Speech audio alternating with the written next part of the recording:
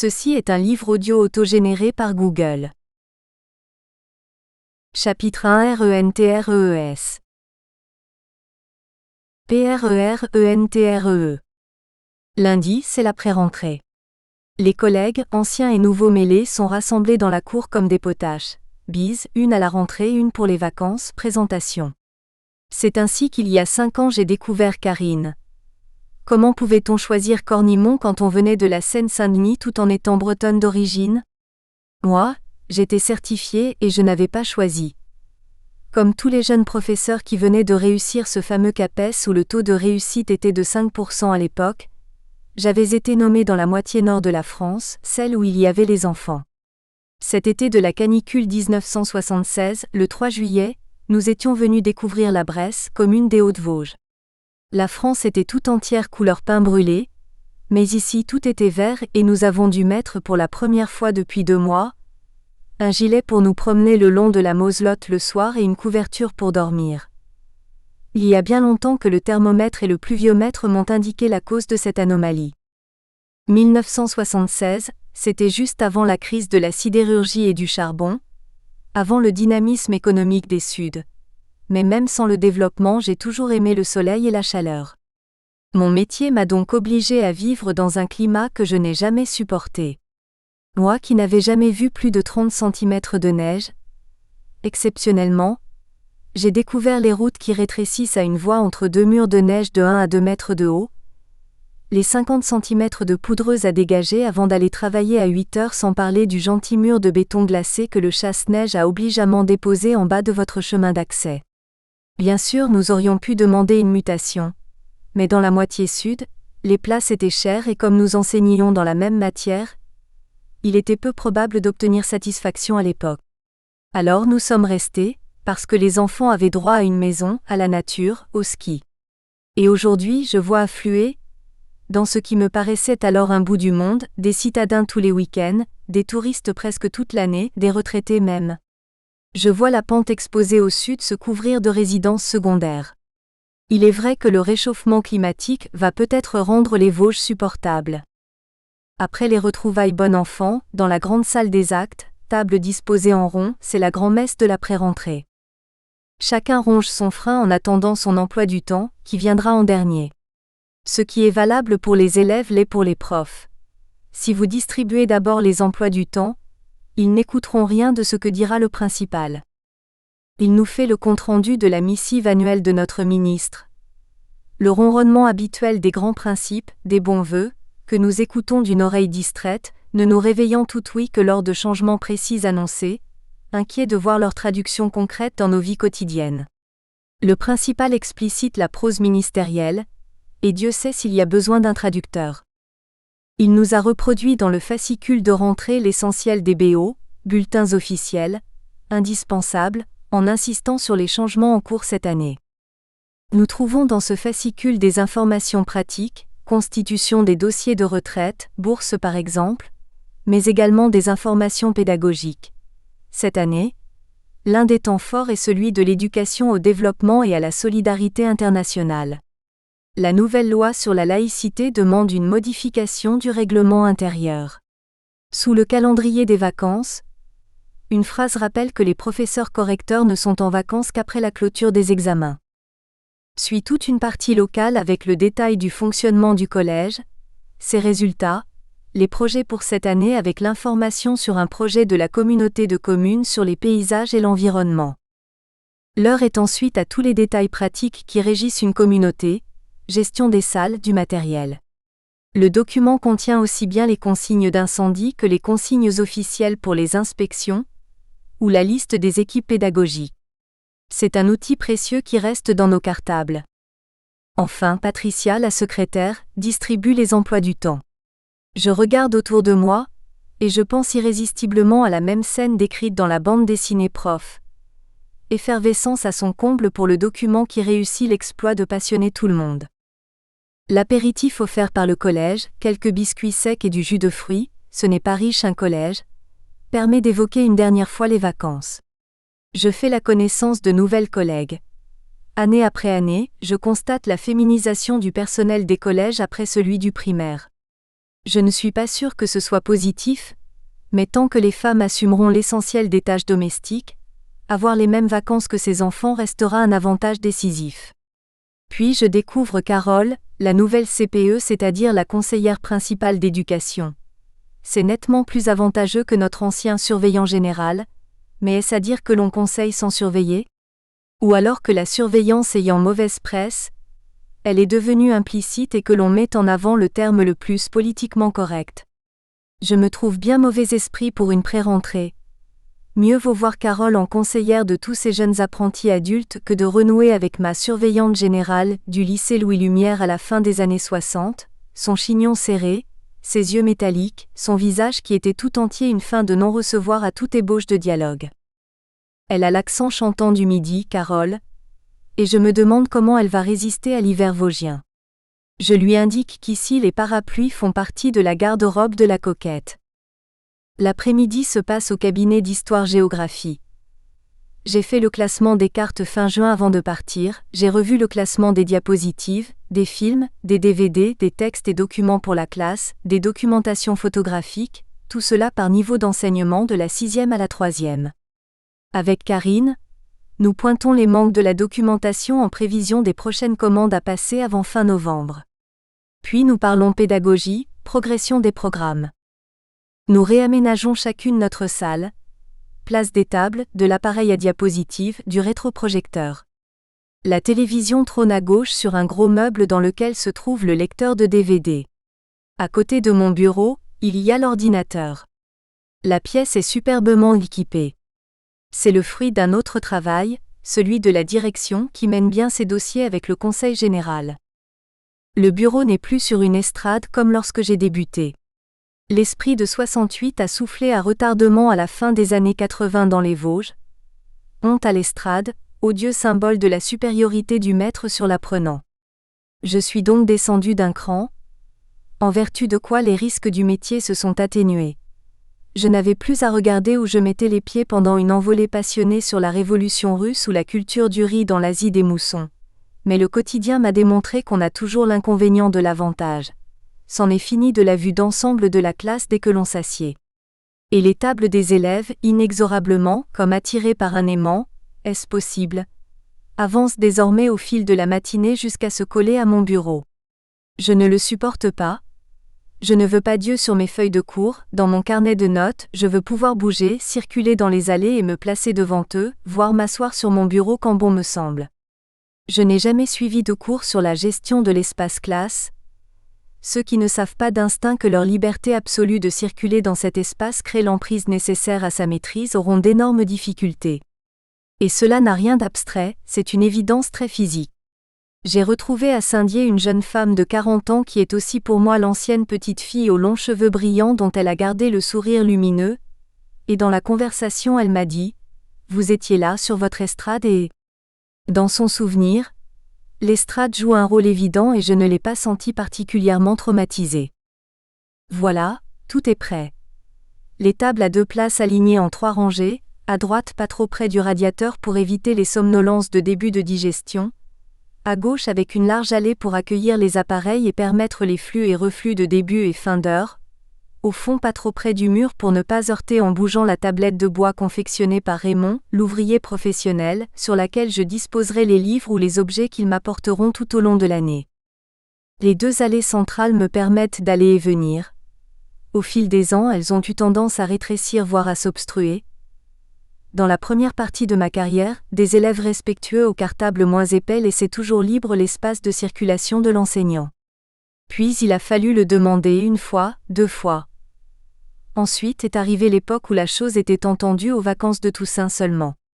Enfin, ces dernières années, j'ai dû le réclamer à chaque heure ou presque, et même plusieurs fois dans l'heure, toujours du même ton égal, sans jamais montrer l'ombre d'un énervement. C'est à ce prix aujourd'hui que l'on impose les règles. Mais c'est ainsi aussi que les détails techniques ont envahi le temps d'enseignement, du moins le mien. La salle est prête. Je la contemple. Mur rose de nuances différentes, en haut du mur face à mon bureau la frise chronologique en contreplaqué que Raymond a réalisée il y a de nombreuses années lorsque l'époque était à la notion du temps expliquée à l'enfant sur un support concret. Nous y avons peint les 4 périodes historiques, mis leurs noms. Sur le grand tableau d'affichage en dessous, quelques rares documents sont restés accrochés depuis l'an dernier. Nous y avons peint les 4 périodes historiques, mis leurs noms. Ce sont mes fondamentaux. La Déclaration des droits de l'homme et du citoyen de 1789, la Déclaration universelle de 1945. Je rêvais d'une salle où en entrant les élèves découvriraient une reproduction miniature du Parthénon, de la machine à vapeur, une réduction de Notre-Dame, de la mosquée de la Mecque, un tableau impressionniste et un Picasso, que sais-je encore. Mais utiliser les crédits pédagogiques à cet effet n'était pas orthodoxe. La seule décoration que j'ai laissée plusieurs années fut l'affiche d'Istanbul que m'avait ramenée une élève d'origine turque. Sainte-Sophie, la mosquée bleue et l'azur du détroit. À ma gauche, accrochée au mur, la très grande carte du monde qui ne quitte sa place que lors des contrôles écrits sur le sujet. Elle fait partie du décor, je vois les jeunes s'y référer du coin de l'œil, je la sollicite très souvent. Elle n'est plus d'actualité dans sa partie monde politique, car il change vite, le monde et nos crédits s'épuisent un peu à suivre les changements. Et lorsque nous avons décidé avec Karine d'en faire une priorité, nous avons constaté que nous avions changé d'époque. Plus de grandes cartes murales à acheter, uniquement des formats moyens peu lisibles de loin car désormais les cartes sont sur les écrans. Je regrette que l'on ne comprenne plus le rôle de l'imprégnation par le décor.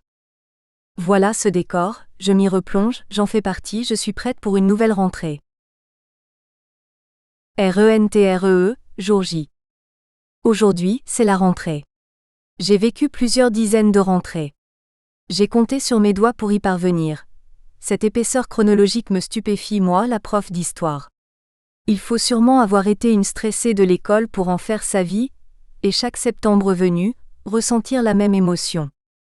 Mes premiers élèves, j'étais enceinte, je ne savais pas vraiment ce qu'était un enfant. Je partais à 6h30, je passais le col, je faisais mes 14 heures de cours en 2 jours en couchant à l'hôtel le soir.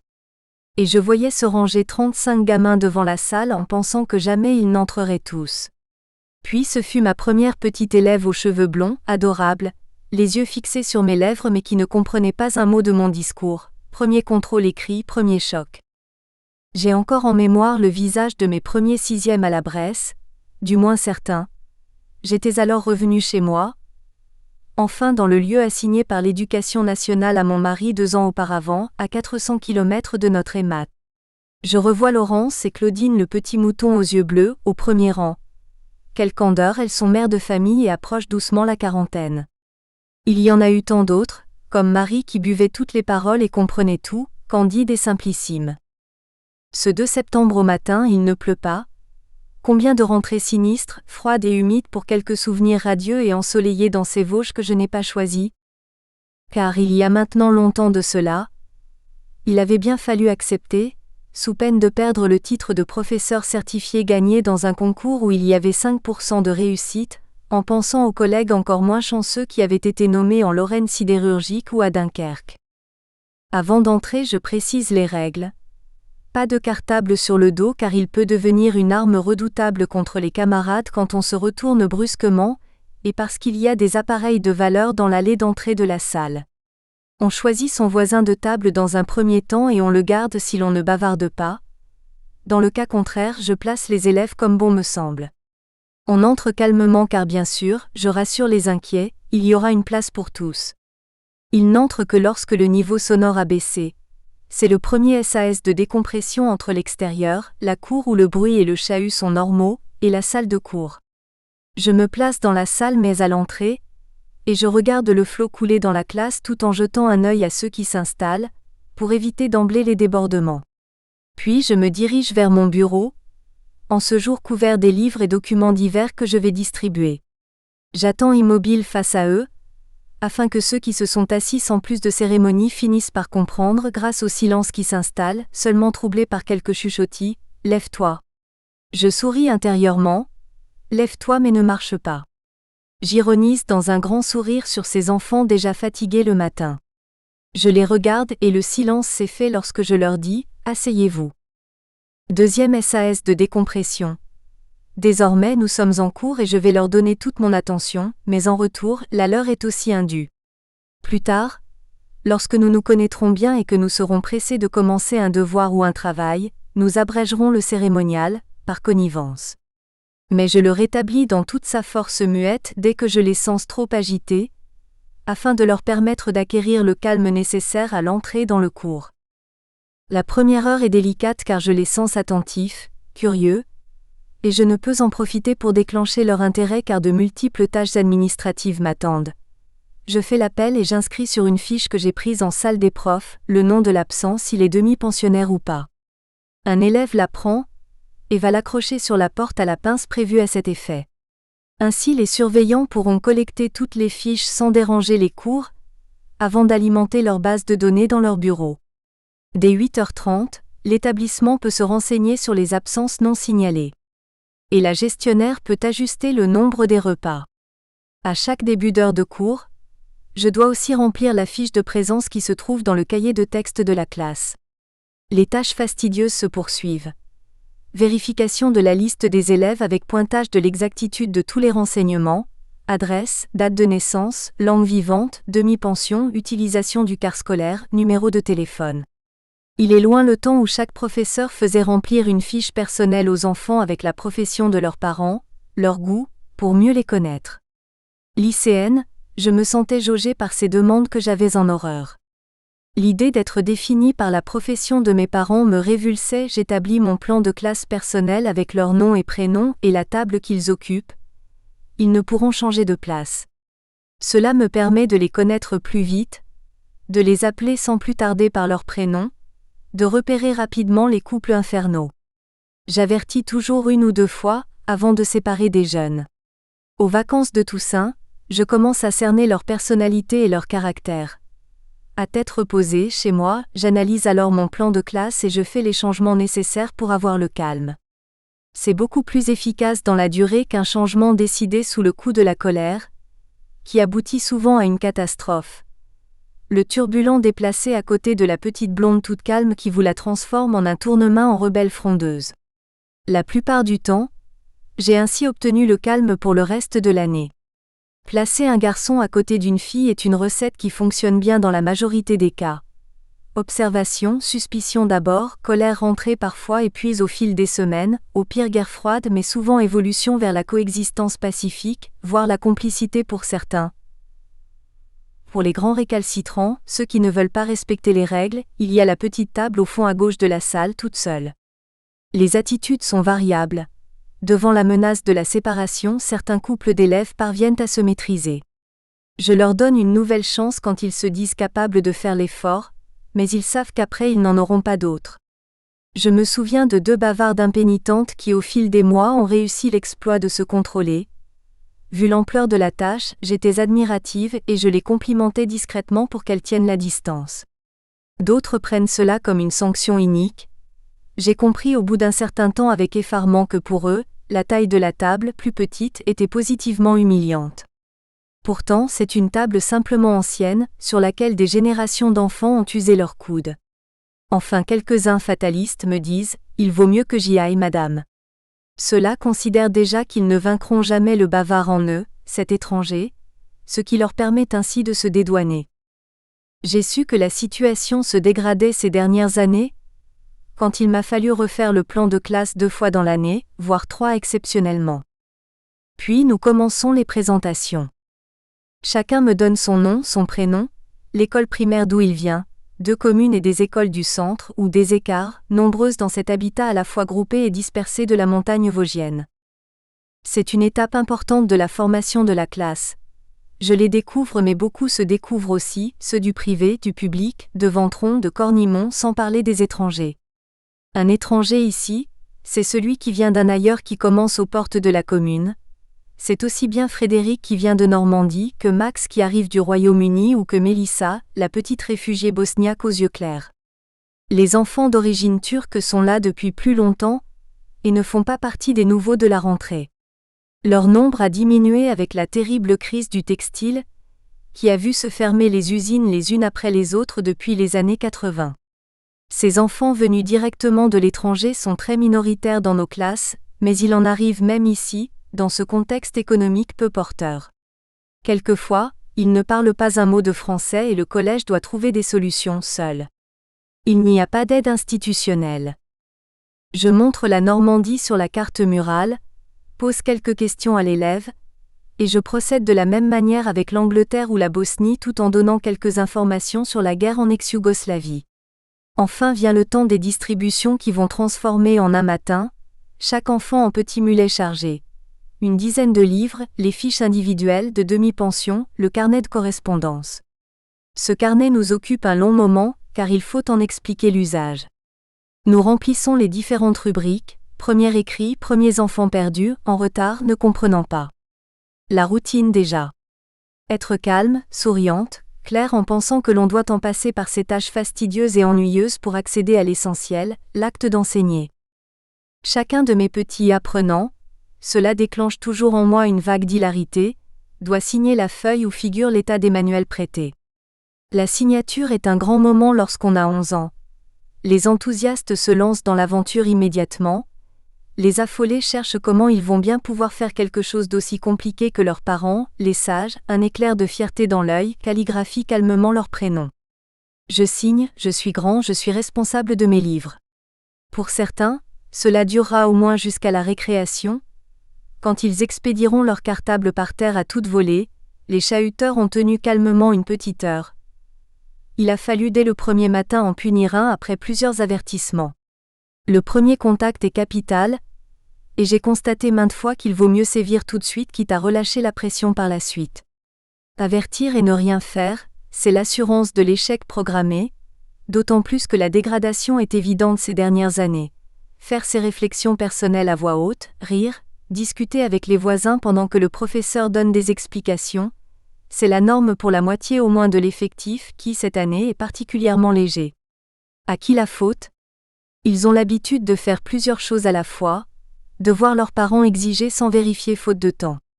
Mais ils me masquent les autres, ceux qui sont attentifs, qui ont participé de façon polie, qui sont à l'aise mais à qui on a déjà inculqué des règles de vie en société à la maison. Notre public n'est pas celui de ces autres Frances que je vois à la télé, où l'on ne réussit plus à enseigner vraiment. Pourtant nos élèves sont généralement de milieux modestes, étiquetés culturellement pauvres. Beaucoup n'ont pas envie de travailler. Héritage d'une mentalité ouvrière qui ne voit pas vraiment dans l'école un ascenseur social. Karine, ma collègue d'histoire-géographie, qui vient du département 93, a été effarée de ce manque d'enthousiasme. Certains là-bas avaient une autre rage de savoir pour s'en sortir. Suis-je une privilégiée ? Je fais court. Cependant, lorsque j'ai débuté, je donnais les consignes une fois ou deux et elles étaient respectées. Il y a 10 ans, j'insistais déjà plus et il fallait 2 semaines, mais avant les vacances de Toussaint, les derniers récalcitrants avaient capitulé. L'an dernier, pour la première fois, j'ai dû répéter et exiger jusqu'en juin. J'ai beau me dire que c'est le début de la vieillesse que de commencer à dire que c'était mieux avant, les faits sont têtus. À Luxeuil, lors de ma première année, j'avais 5 classes de 35 élèves et une de 24. 35 têtes penchées et pas un bruit. Je m'en souviens car le proviseur et la principale adjointe étaient venus voir une classe et que je n'avais trouvé à leur visite d'autre motif que de tester ma maîtrise du groupe. Plus tard à la Bresse, je trouvais même les élèves trop calmes. Le souvenir de la ouate du silence studieux des salles de cours me revient comme un rêve, c'était la fin des années 70 et le début des années 80. Lorsque je suis arrivée à Cornimont, j'étais la nouvelle prophète. Les élèves beaucoup plus durs ont testé mon autorité. Je suis arrivée fatiguée aux vacances de Toussaint. L'année suivante, c'était le calme plat, j'en étais éberluée. Je venais d'avoir la preuve qu'à 8 km de distance l'atmosphère et l'attitude des élèves pouvaient varier énormément, et que les enfants adaptent totalement leur comportement à l'adulte qu'ils ont en face d'eux. Aujourd'hui, avec la majorité des classes à effectifs plus faibles, il y a toujours un bruit de fond qu'il fait lutter d'arrache-pied pour faire cesser. Certains collègues renoncent à se battre. Depuis quand se taire est-il devenu une atteinte à la liberté ? La sonnerie m'a fait sursauter comme d'habitude. Même en ce premier jour, elle est sournoise et arrive toujours en tapinois alors qu'il me reste des choses à faire. J'ai bien essayé de me battre mais elle a toujours gagné ou presque. Rares sont les cours où j'ai réussi à faire tout ce que j'avais prévu. Au moins ai-je la satisfaction de ne jamais l'avoir attendue, souhaitez. Non. Vous ne sortirez pas en déferlant comme un ouragan dans le couloir. Vous restez assis et vous ramassez sous votre table et alentour les éventuels papiers à terre. Vous vous levez quand je le dis et vous attendez devant la porte, cartable à la main. Vous sortez quand un coup d'œil circulaire m'a montré que la salle était propre. Suis-je d'un autre temps en exigeant cela ? Je me pose parfois la question en entendant derrière la porte de la salle de physique d'en face rugir une troupe. Tiens, on dirait des bisons avant la charge. Puis, avec une coordination touchante, les élèves et la sonnerie hurlaient de concert dans le vacarme de la sortie. Ils sont partis. J'ai le sentiment d'être à nouveau là depuis très longtemps. Étrange sensation après 2 mois de vacances. J'ai une conscience aiguë que je ne dois surtout pas en faire part à un ouvrier du textile, sous peine de me faire lyncher. Chapitre 2 Septembre et octobre. La belle EPOQUE. Aujourd'hui, c'est mercredi.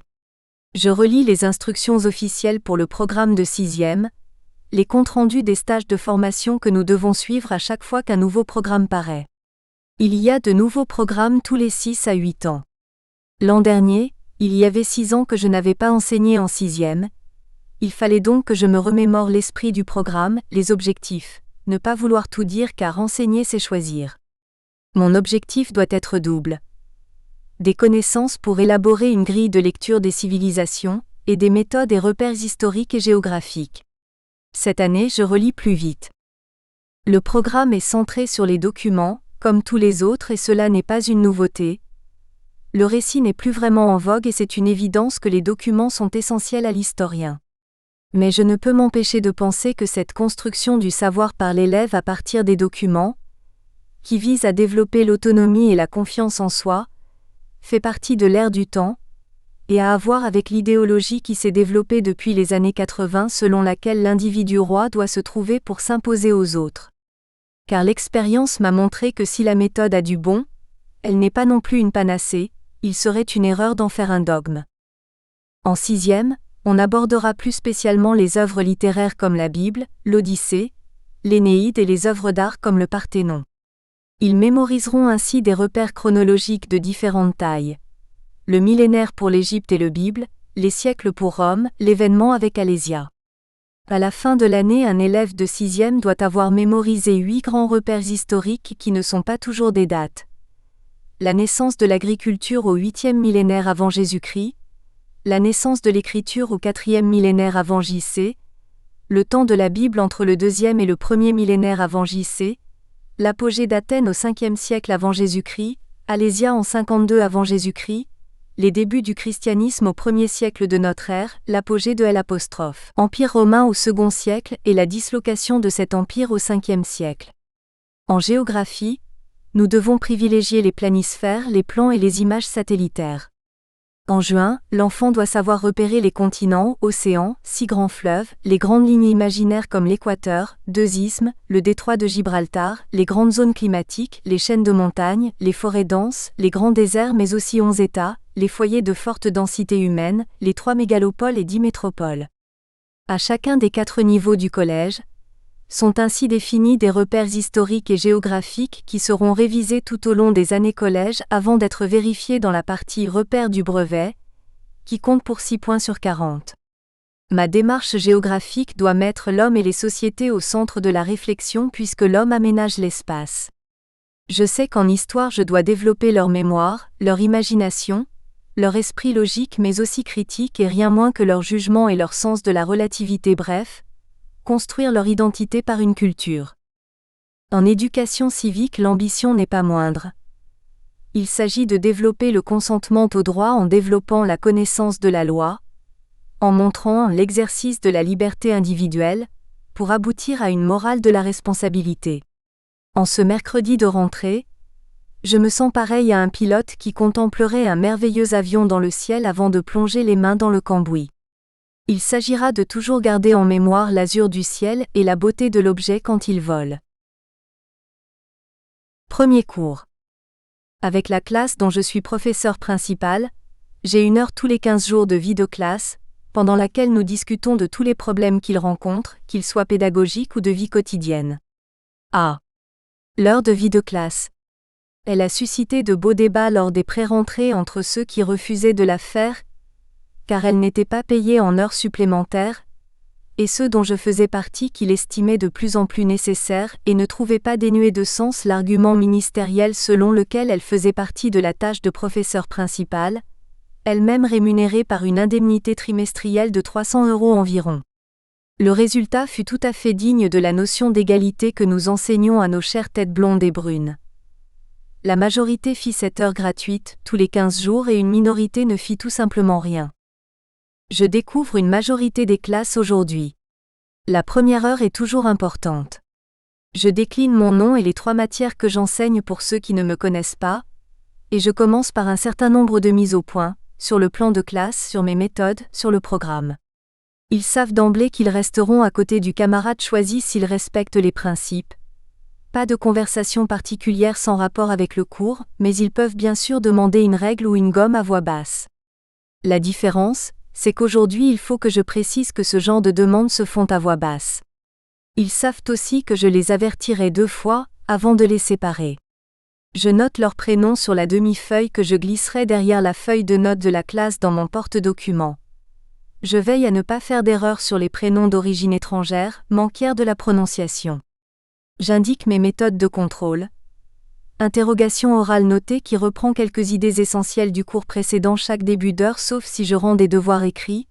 Contrôles écrits prévus 8 ou 10 jours avant s'il y a révision de leçon, ou contrôle surprise sur la leçon du jour et enfin, travaux pratiques et notation du classeur une fois par trimestre. J'explique ma conception des travaux pratiques faits à la maison. Je ne veux en aucun cas noter leurs parents ou leurs grandes sœurs, donc je valorise leurs efforts, leur raisonnement plus que la justesse des réponses. Tout travail fait et présenté correctement aura au moins la moyenne même s'il y a des erreurs, pourvu que les réponses soient argumentées. Par contre, un travail recopié sur le copain, ou un copier-coller d'un article d'internet aura 0 ou 1. À la question, peut-on travailler à 2 ? Je réponds, oui mais chacun rédige personnellement ses réponses. Sur le dessin projeté derrière moi qui leur fait face, c'était le Nec Plus Ultra dans les années 70.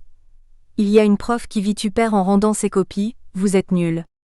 Ils réagissent et nous réussissons à dégager l'erreur.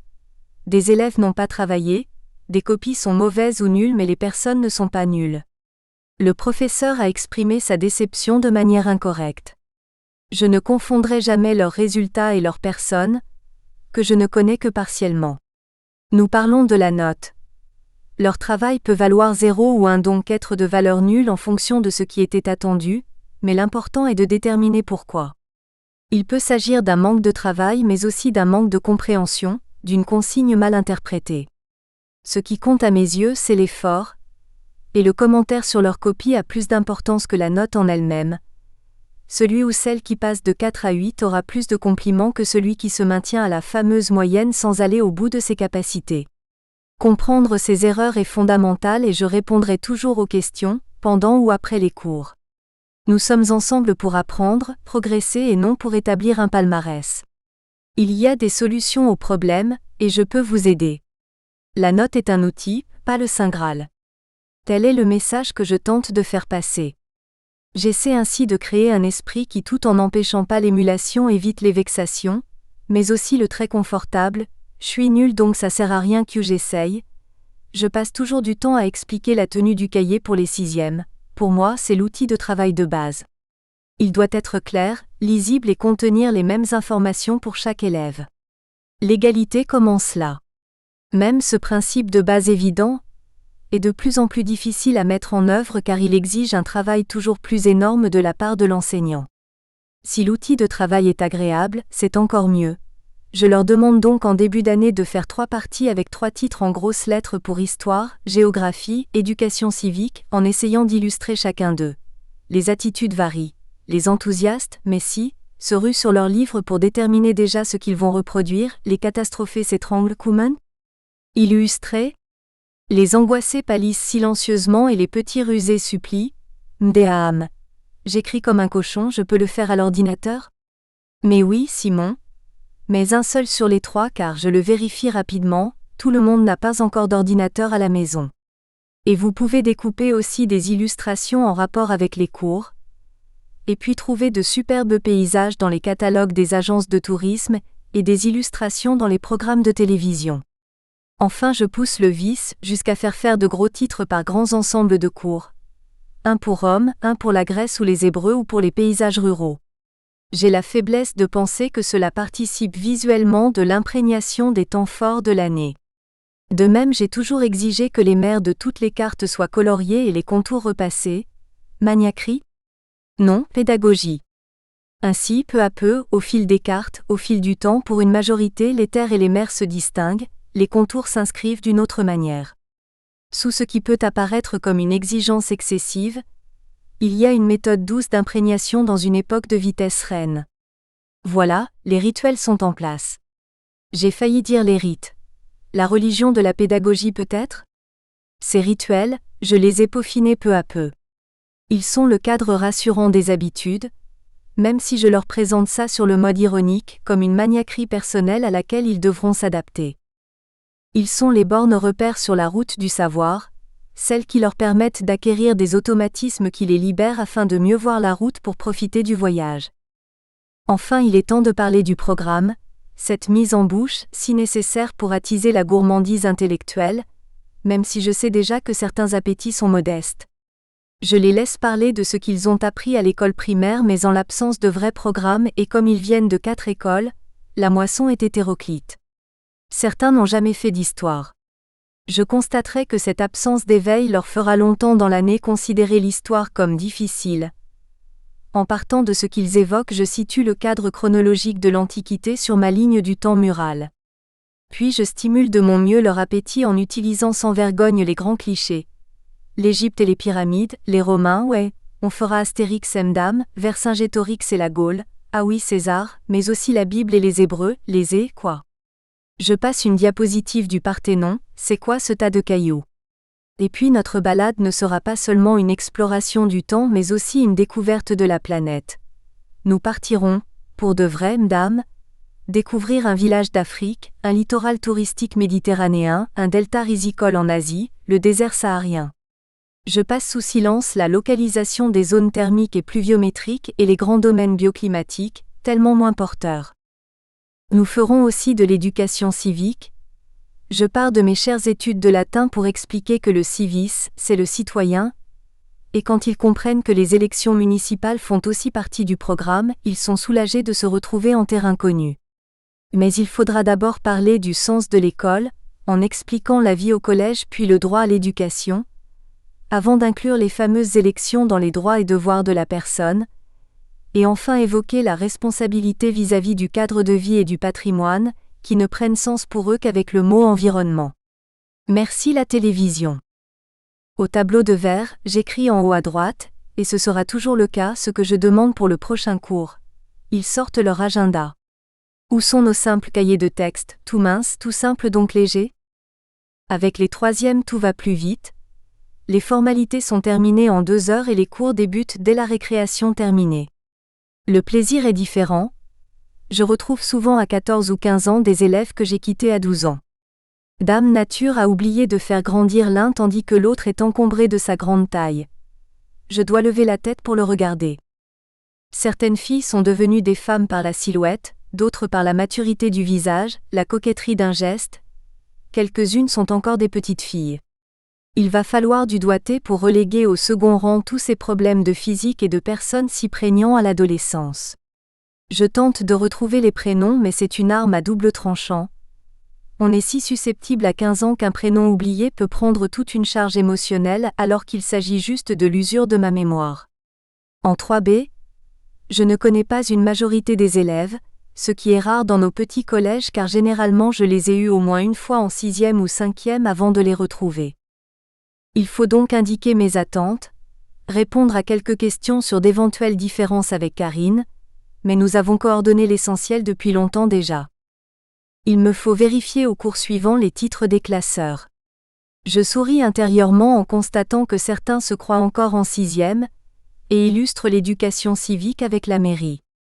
En histoire, les guerres remportent la palme et le svastika nazi brisé par les mains alliées a toujours le même succès. Certains y ont passé beaucoup de temps et ont eu à cœur de faire du beau. d'autres se sont vite débarrassés d'une corvée imposée par une maniaque des titres et du classeur bien tenu. Prendre du temps, écrire de belles lettres, chercher, dessiner, découper. Est-ce vraiment trop demandé à l'heure où tout se photocopie et se colle sans être regardé? En 3A, dont je suis professeur principal, le lourd travail administratif me prend toute l'heure. La demi-heure de vie de classe hebdomadaire n'y suffit pas. Ce n'est guère enthousiasmant en ce début d'année, mais par le biais de l'orientation, ces élèves-là vont devenir beaucoup plus que d'autres des personnes avec leurs espoirs, leurs rêves, leurs difficultés, et c'est une autre expérience, enrichissante, que d'avoir ce temps-là. C'est une petite classe de 20 élèves, un rêve. Avec 41 élèves, nous avons 2 classes. Avec 59, nous en aurions 2 aussi, et pour les professeurs, des paquets de copies presque 2 fois plus importants pour le même horaire. Nous avons de la chance, mais c'est aussi un motif d'inquiétude. Les effectifs baissent car sur le plan économique, les communes vont mallier les connaît très peu à l'exception de 2 filles qui ont redoublé une année. Ludivine la discrète et Gulaï la volubile que j'avais eu du mal à convaincre de redoubler si elle voulait aller en seconde. Au fond à droite, il y a Quentin qui a des difficultés à regarder ceux à qui il parle mais s'intéresse aux cours, Jeff un peu encombré de lui-même mais portant haut sa crête. Devant eux, Anaïs, sérieuse et attentive aux côtés de Gulaï. Au premier rang, Maxime qui réagit très vite à l'oral, suit les cours mais a malheureusement pour moi, assez de cervelle pour bavarder sans arrêt en même temps. Devant moi, 2 adolescents calmes et attentifs, Édouard et Sylvain. Derrière eux, Jennifer la timide et Camille qui veut comprendre et pose des questions jusqu'à ce que le but soit atteint. Au 3e rang du milieu, un couple de bavardes impénitentes, Juliette et Perrine.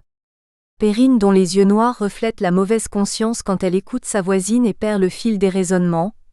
Juliette la frondeuse qui bougonne ou sourit en pensant que de toute manière elle fera bien ce qu'elle veut. Derrière elle, Christophe, feu follet blond excité ou abattu selon les cours. À ma gauche, Émilie la douée qui semble souvent un peu triste et Aurélie toujours souriante, élève modèle.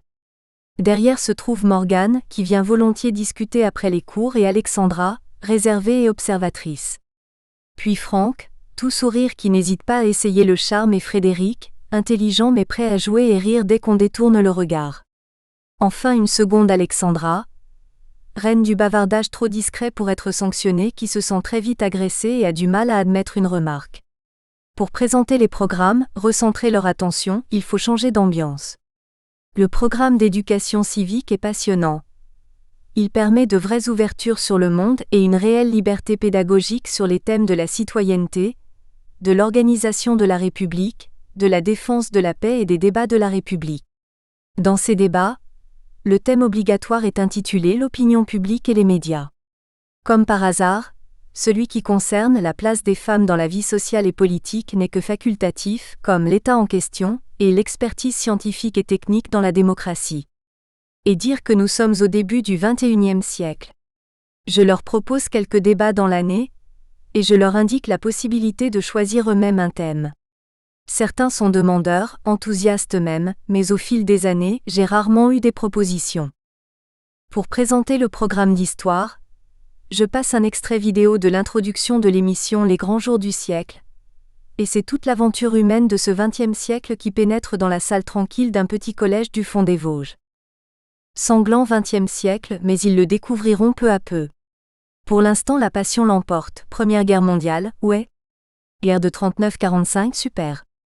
Oui, mais je n'en ai pas d'autres en réserve et il va falloir faire ce qu'il y a entre ces guerres sans vouloir caricaturer.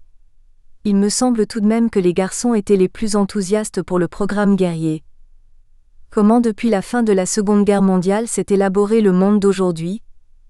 Quelles sont les puissances économiques majeures du début du XXIe siècle et quelle place occupe la France dans ce monde? Voilà le menu trop copieux mais tellement passionnant que j'ai à leur proposer.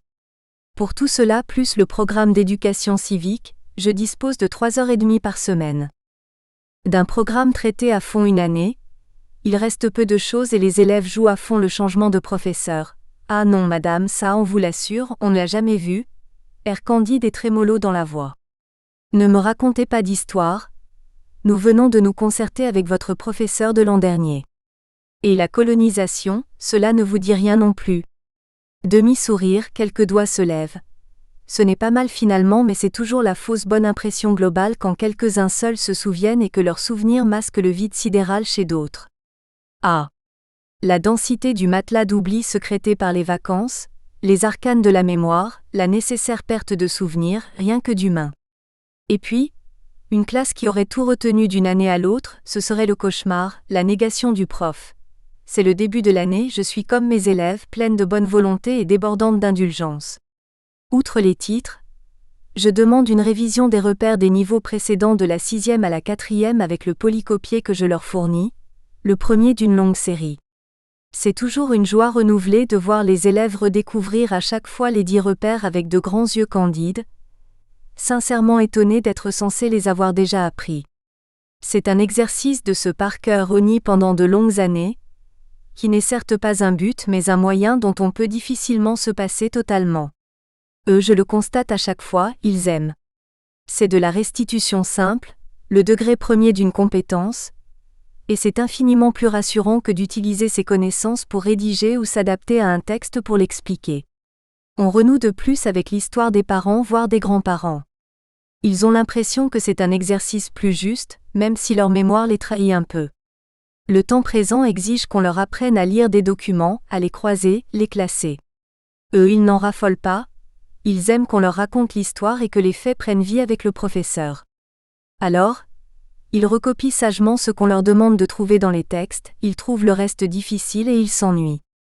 Si nos adolescents étaient des voitures, je dirais que certains moteurs sont poussifs en début d'année avant de trouver un très bon rythme de croisière, d'autres très nerveux commencent à vive allure mais sont en panne avant la fin du premier trimestre. Le problème, ce sont ceux qui ne savent jamais où se trouve la clé de contact même quand on s'échine à la trouver avec eux. Mais comme souvent, on ne parle jamais des véhicules réguliers qui nous rassurent quand on se prend à douter du trajet à parcourir. Début d'année. J'aime cette ambiance d'avant le premier contrôle écrit où ils sont tous égaux, vierges d'évaluation, de tests, cela ne dure que 15 jours. Déjà le cours suivant débute avec le contrôle écrit sur les repères. Légère fébrilité de début d'heure, agitation. T'as pas un stylo bleu, le mien ne marche pas, soupir, concentration. Je fais passer les feuilles et je lis avec eux, explicite encore mes demandes, réponds aux questions. La tension baisse pour ceux chez qui elle existait. Je fixe un temps de travail, mais en circulant je m'assure de la progression et quand la majorité a terminé je commence à fixer le dernier délai. Sauf en de très rares cas où le temps fixe est déterminé à l'avance, je n'enlève pas une copie d'autorité. Régulièrement je dois reprendre les jeunes à qui cela manque sans doute car ils se retournent vers les retardataires avec des allées, combinatoires. Les copies remontent du dernier au premier rang et je ramasse mes 3 paquets, un par rangée.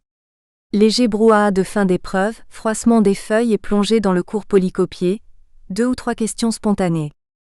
Puis j'exige le silence et nous commençons le premier cours de l'année, le monde actuel. Les instructions officielles m'octroient 2 heures pour le faire. On part de cartes du monde actuel pour montrer, à partir d'exemples choisis par les enseignants, comment l'histoire et la géographie peuvent conjointement aider à le comprendre.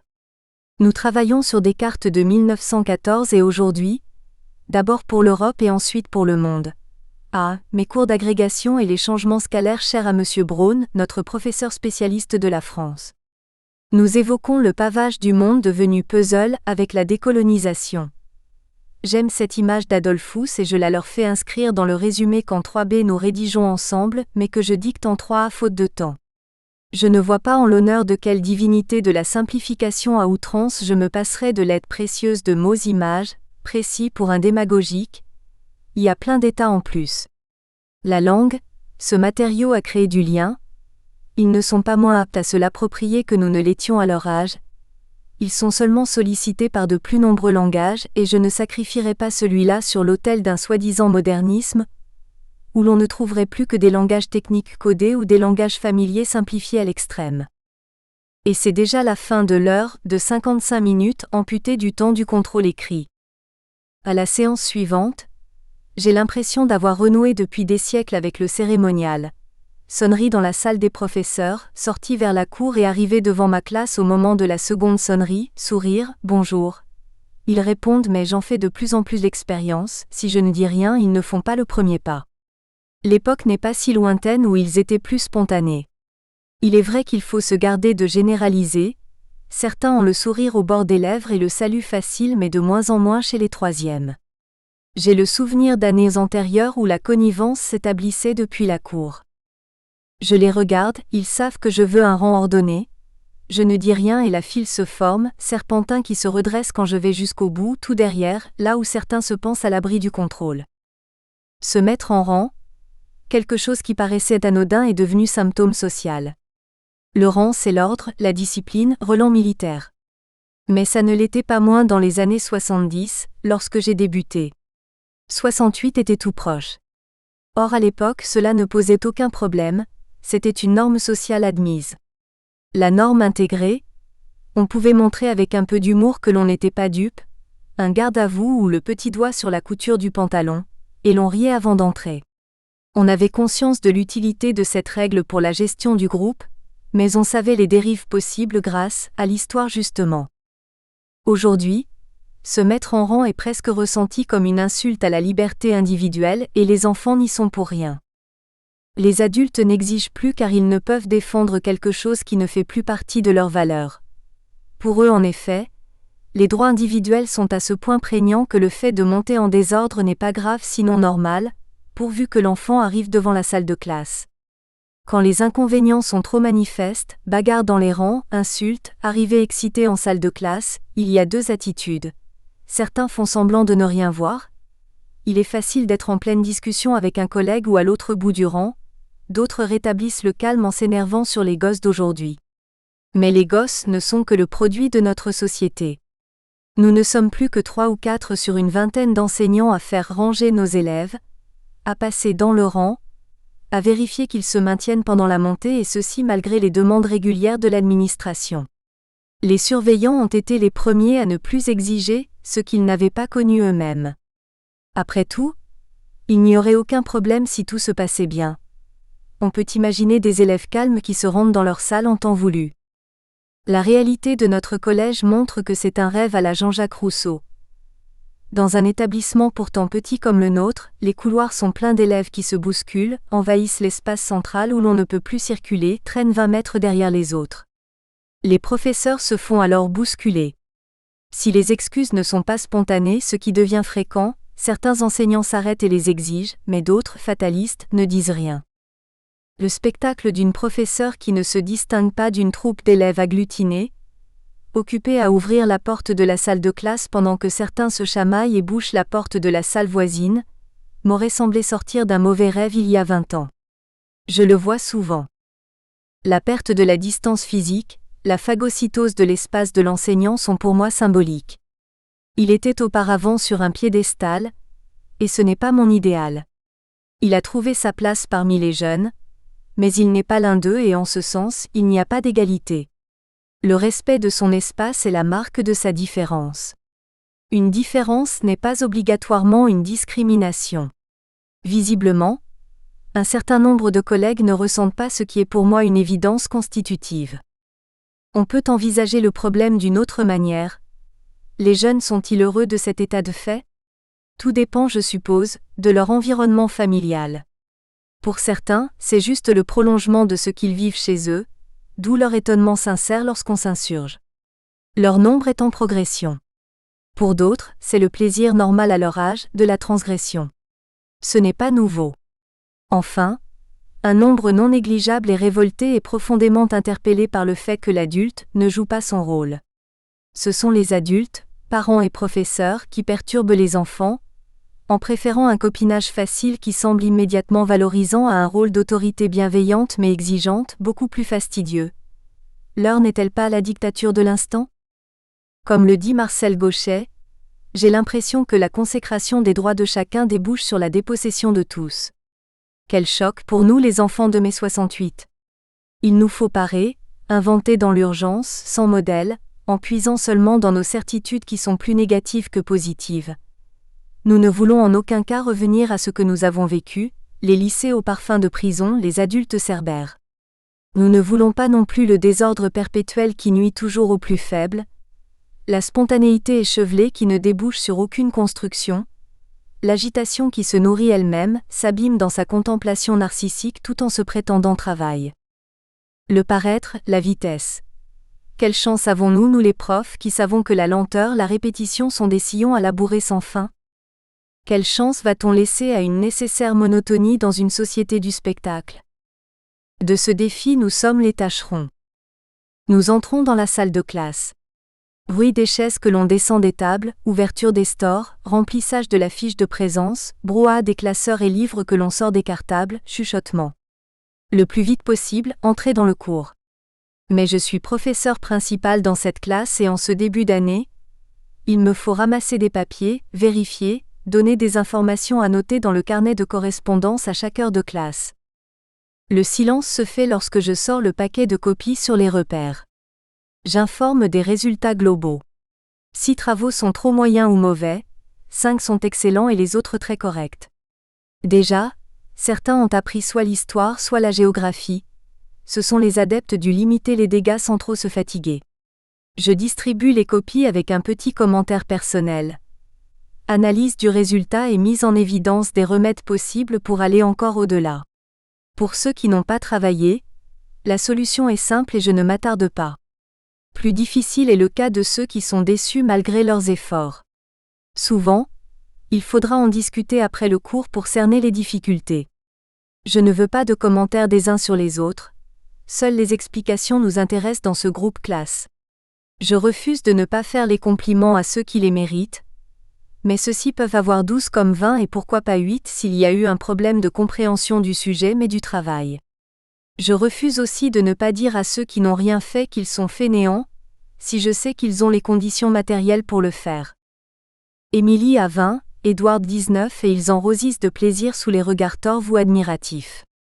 Jeff n'a rien fait et a 3, mais il a néanmoins de réels problèmes de localisation dans l'espace.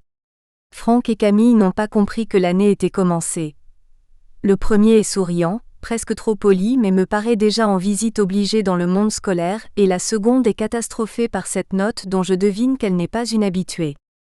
Maxime a vécu sur ses acquis géographiques sans se donner la peine d'apprendre l'histoire. Christophe a 10 et jure avec énergie qu'il a travaillé beaucoup et ne comprend pas.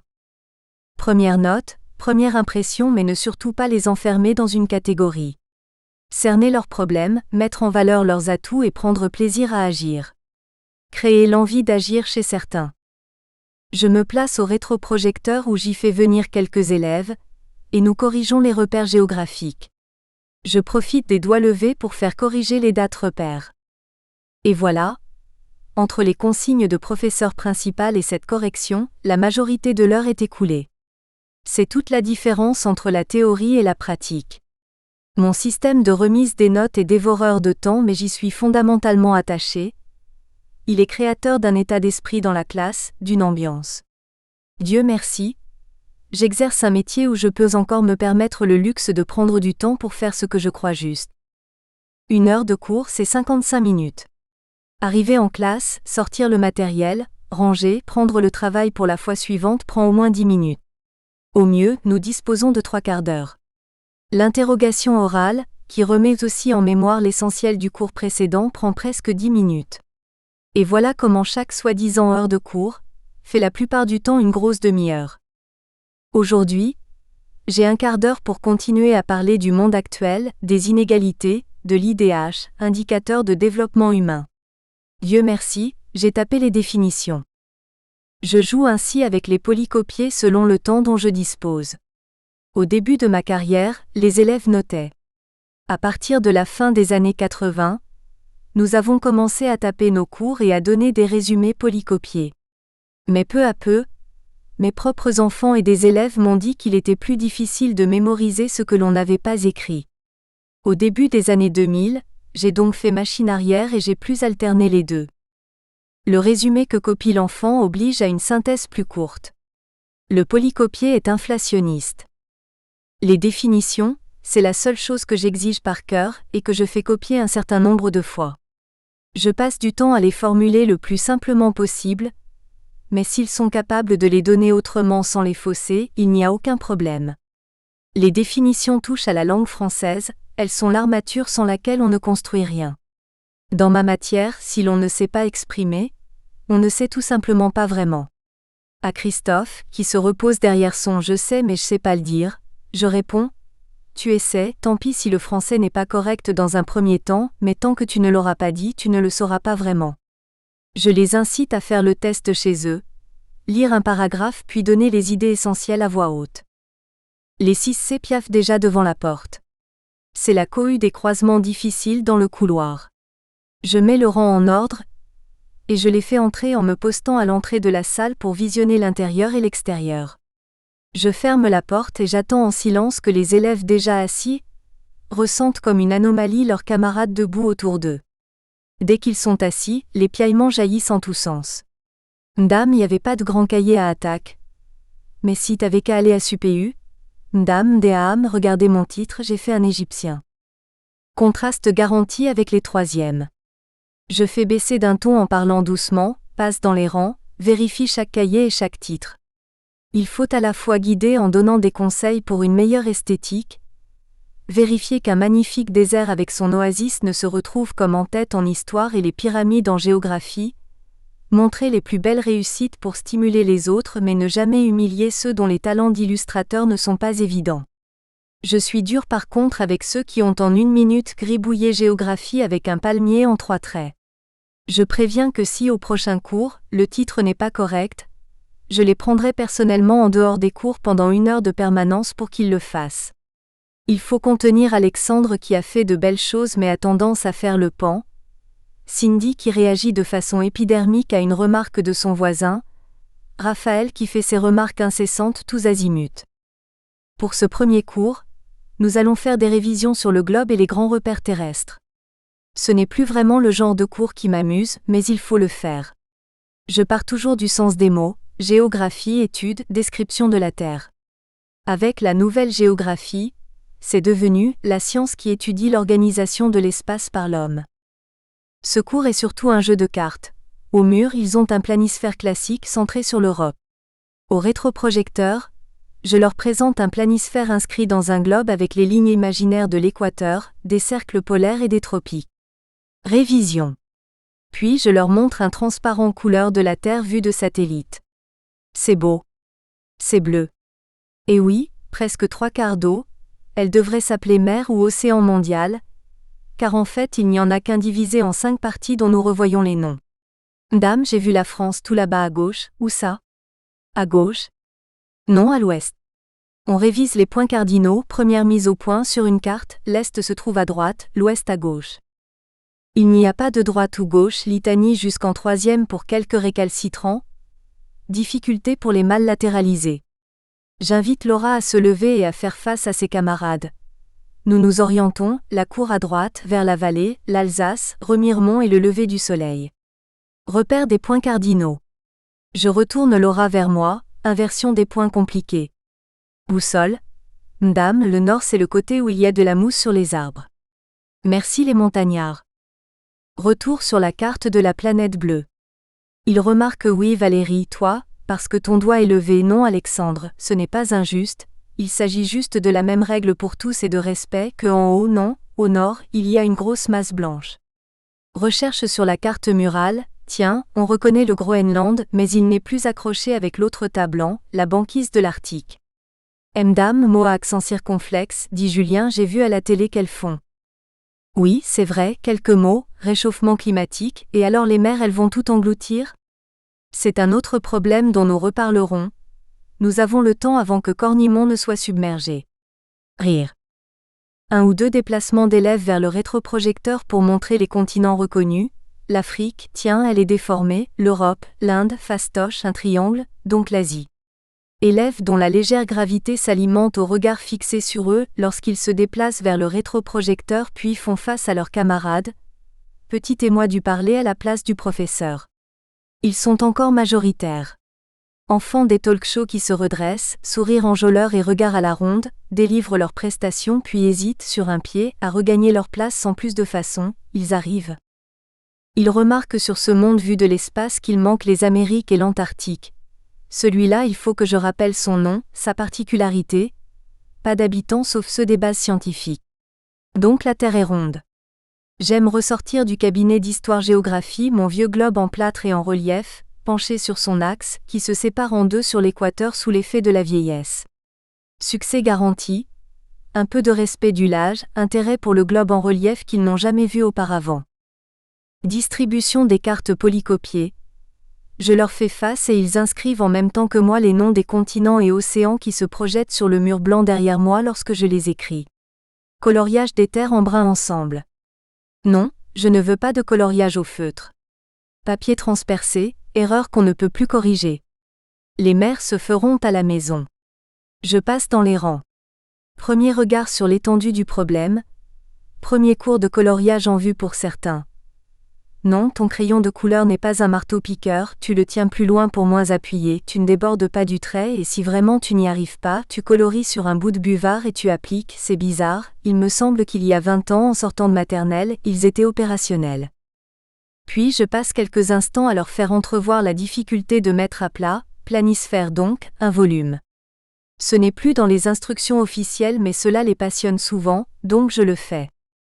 Et si la Terre était un ballon en matière extensible? Je le prends, je l'ouvre et alors? Ça se déchire. Ou c'est moins large donc au pôle. Et si je réussis à les tirer assez? Alors ça donne nos cartes et elles sont donc de plus en plus fausses en allant vers les pôles. Nous comparons la taille du Groenland, très différente selon les cartes. Il est donc très difficile de représenter le globe de façon exacte. Tollé lorsque je leur dis que la seule représentation exacte qu'ils devraient avoir dans le cartable est un globe. La fin de l'heure approche. Je n'ai pas besoin de montre pour sentir la tension se relâcher. Je mets donc au rétroprojecteur le résumé que j'ai tapé en caractères gras en pesant tous les termes. Bruit de cahier. Le titre on le fait comme vous, plus gros? Au milieu? Et on écrit aussi que le cours à apprendre, c'est le résumé plus la carte? Oui. Et l'on saute une ligne après le titre entre les paragraphes. Ça y est, ils sont opérationnels, le silence gagne dans la salle chaude, on ouvre les fenêtres, tiens, ce doit être une erreur, il fait beau dans les Vosges.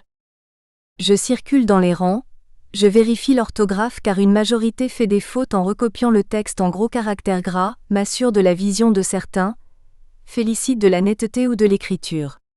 Pourquoi à chaque fois me revient-il en mémoire cette vieille publicité? Ces quelques minutes de silence vous sont offertes par Bergère de Franc. Le résumé est le berger qui m'offre une respiration. C'est un truc comme un autre redécouvert avec David, un stagiaire. Le résumé tapé et projeté me permet d'être avec eux alors que si je l'écris au tableau comme nous le faisions avant, je leur tourne le dos et je ne suis pas disponible. De plus, régulièrement des élèves lisaient mal certains mots car le prof a bien sûr ses propres défauts. Moi, mes accents et mes points étaient toujours semés en retard. Les différences de vitesse d'écriture sont spectaculaires, c'est plus que du simple au double. Jorina a tout écrit de sa superbe écriture soignée comme une calligraphie pendant que mes deux petits dyslexiques sont à la peine, et que Nicolas m'a fait des tâches et des fautes parce qu'il ne va quand même pas se fatiguer pour ça. Ils n'auront pas le temps de tout copier. Je limite donc à une dizaine de lignes, et nous arrêtons aux terres émergées ou continents. J'ai inscrit en haut à droite du tableau, toujours dans le même espace pour qu'ils l'acquièrent comme un réflexe, le travail. Pour lundi 9 septembre, tiret par tiret, je détaille ce qu'ils ont à faire. À la sonnerie, les plus rapides sont prêts, affaires rangées. D'autres n'ont pas fini d'écrire le résumé. Il va falloir que je me cale sur les plus lents, tout en occupant les plus rapides au prochain cours. Ils sont un peu fébriles car c'est le premier contrôle écrit. J'ai préparé la salle avant 8 heures en enlevant le grand planisphère du mur et en plaçant sur le rétroprojecteur les transparents qui vont servir à l'interrogation. Très vite je suis avec eux, indiquant pour la première fois la première d'une litanie annuelle immuable, qu'ils doivent toujours avoir des feuilles blanches pour les contrôles, simples ou doubles. Les picassiettes qui auront systématiquement oublié leurs feuilles sont déjà là, des stylos ne fonctionnent pas, une cartouche est vide juste ce matin-là, c'est la norme. Voilà, ils sont prêts, tendus. Je me place en face d'eux, et je les rassure en souriant et en baissant la voix. C'est facile s'ils ont appris. Ils poseront toutes les questions qu'ils auront, et puis après ce sera le silence et le travail personnel. Sur leurs feuilles, ils indiquent selon mes consignes leur nom, prénom, la classe et contrôle de géographie. Les futurs statisticiens tiennent à inscrire contrôle numéro 1. Je leur fais écrire d'avance en début de chaque ligne des numéros de 1 à 10. Puis je me place au rétroprojecteur et je projette le planisphère préparé avec les chiffres de 1 à 10, qui correspondent à des océans ou des continents. Pour aider ceux qui auraient des difficultés visuelles et qui en principe sont déjà devant, je mets mon doigt sur le chiffre et ils inscrivent le nom. Cela me permet aussi de mener l'ensemble au même rythme et de répondre pour tous si une question se pose. Tous sont calmes. Les 10 noms inscrits ou pas sur la feuille, je pointe à nouveau les 10 chiffres en silence pour qu'ils les revoient. Puis je laisse 1 minute pour que chacun puisse revoir les numéros sur lesquels il a un doute. Les bons s'ennuient poliment, l'air satisfait, d'autres côtoient des abîmes de perplexité tandis que certains mordent rageusement leur stylo. Je procède de la même manière avec un autre planisphère rétro-projeté sur lequel il faut trouver les noms de détroits, de golfe, d'isthmes, de péninsules, de caps et de l'archipel japonais. J'ai longtemps distribué des cartes individuelles, mais je ne le fais plus que de temps en temps pour économiser le papier. Je n'oublie pas que j'ai été médaille d'argent du collège pour les tirages de photocopies l'an dernier. Puis je passe à la 3e partie. Je demande les définitions des mots que j'ai inscrits en gros caractères gras, ceux qui étaient précédés d'un cœur dans le résumé. Il travaille en silence, mais j'ai été obligé d'indiquer à Alexandre que si l'on peut poser quelques questions, elles ne doivent pas fuser en continu. J'indique la fin de l'exercice après m'être assuré qu'ils ont fini.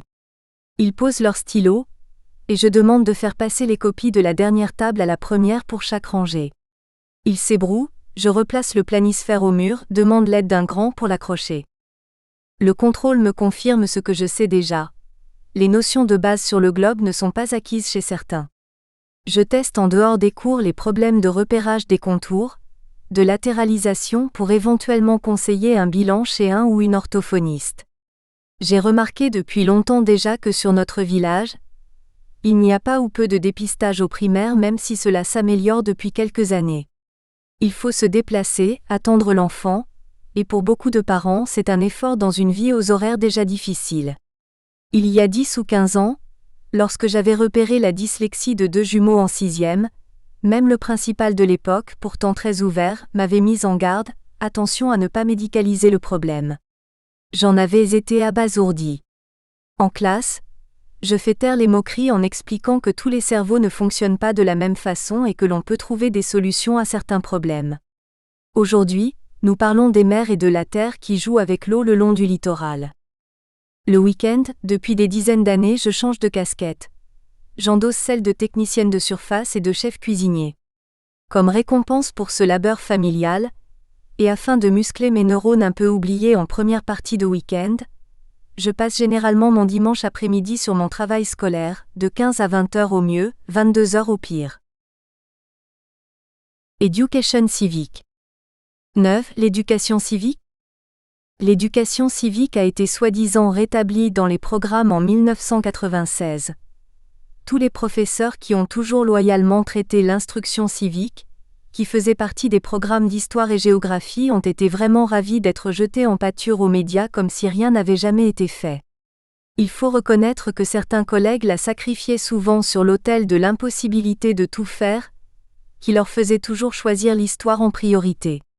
Tant pis pour ceux qui lui consacraient du temps, ils ont rejoint aux yeux de l'opinion publique le cortège des responsables de la perte de l'esprit civique.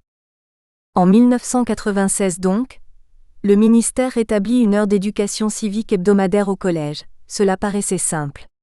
En droit, le principal pouvait d'ailleurs confier l'éducation civique à tous les autres professeurs. Beaucoup de collègues se sont découverts des vocations rentrées pour cette matière, lorsqu'il leur manquait 1 ou 2 heures pour compléter leur emploi du temps. Le grand thème philosophique était « Tout le monde est capable de faire de l'éducation civique ». Ce sont les mêmes qui n'avaient jamais entendu parler des programmes de la dite matière. Le programme, un gros mot quand il suffisait dans leur esprit de leur apprendre les règles de vie en commun, montrant par là qu'ils ne savaient pas de quoi ils parlaient. Certains se sont sérieusement documentés, quand d'autres ont allègrement saboté la matière. J'ai vu arriver ainsi plusieurs fois en salle des professeurs une collègue de français qui s'exclamait « Ouf, l'heure d'éducation civique est terminée ». J'ai constaté une année qu'un autre professeur de français avait passé une année entière en 4e, sur les droits des femmes, à raison d'1 heure hebdomadaire. Certes, le thème était d'importance, mais de là à éclipser tous les autres. De plus, le tout se résumait à une demi-page dans le cahier pour l'année entière. Mais il est vrai qu'il considérait sans doute les têtes de ses élèves comme des écrins suffisants pour sa parole. Normalement, devait donc figurer dans l'emploi du temps de chaque classe une heure d'éducation civique, et dans les bulletins trimestriels, une moyenne devait correspondre à la matière. Pour les professeurs consciencieux, cela signifiait un travail supplémentaire. On ne pouvait faire une moyenne à moins de 3 notes. Il fallait faire de l'éducation civique régulièrement à chaque trimestre et remplir une appréciation séparée de celle d'histoire-géographie sur les bulletins 3 fois par an. Dans notre collège, nous avons joué le jeu, persuadés de l'utilité de ce travail. Mais il ne fallait pas aller bien loin pour s'apercevoir que la règle n'était pas respectée partout, loin s'en faut. Je le regrette beaucoup car cette matière, en fournissant des ouvertures sur le monde et la vie de tous les jours, permet de capter l'attention des élèves moins scolaires, et leur fournit des occasions de réussite appréciables. Avec l'éducation civique, les profs d'histoire-géo font 3 cours par semaine pour chaque niveau. Si j'ai des 6e, des 4e et des 3e, je prépare donc 9 cours différents chaque semaine. Dans d'autres matières, 3 niveaux, ce sont seulement 3 cours différents. La charge de travail et la différence de tension nerveuse ne sont pas comparables. Il faut avoir enchaîné comme cela m'est arrivé quelquefois 4 cours différents dans un matin, pour savoir que passer du règne de Louis XIV à l'agriculture en Inde pour poursuivre sur la montée des fascismes avant de terminer avec le droit à l'éducation, en étant la moins inexacte possible, pour savoir qu'on en ressort avec un encéphalogramme plat. C'est pourquoi les professeurs demandent à limiter le nombre de niveaux. Enseigner 18 heures à 4 niveaux différents est une charge de travail nettement supérieure à celle engendrée par ces mêmes 18 heures sur 2 niveaux seulement. Mais une personne extérieure ne verra pas la différence. Actuellement, le problème a été me semble-t-il résolu par les jeunes collègues. Ils raisonnent par séquence, c'est-à-dire par thème ou groupe de cours et alternent histoire, géographie et éducation civique dans l'année, sinon la charge de travail leur paraît trop écrasante. L'inspection y est favorable et les programmes encouragent le phénomène car en 3e en particulier, il ne peut être traité autrement. L'approche par l'histoire en début d'année est impérative. L'inconvénient pour les élèves est d'avoir de longues périodes à subir les matières. Nous espérons que vous avez apprécié cet aperçu. Pour continuer à écouter ce livre audio sur Google Play Livres, utilisez le lien dans la description de la vidéo.